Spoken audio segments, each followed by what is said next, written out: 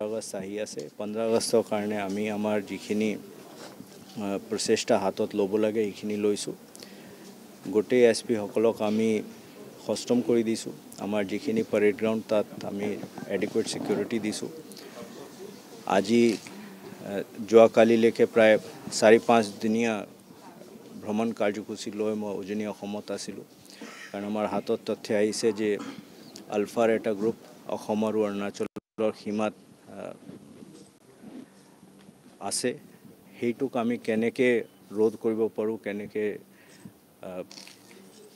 neutralise কৰিব পাৰোঁ তাৰ বাবেও আমি তাত থকা আৰ্মি CRPF আসাম ৰাইফলছ আৰু অসম আৰক্ষীক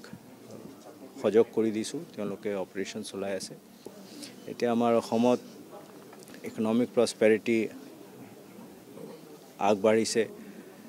ইনভেষ্টমেণ্ট আহিছে এই সময়ত কোনো উগ্ৰবাদী সংগঠনে যেটোকে ইয়াত কুঠাঘাতমূলক কাৰ্যসূচী হাতত নলয় তাৰ বাবে মই আহ্বান জনাইছোঁ তেওঁলোকৰ ক'ব লগা কিবা আছে আলোচনা কৰিব লগা যদি আছে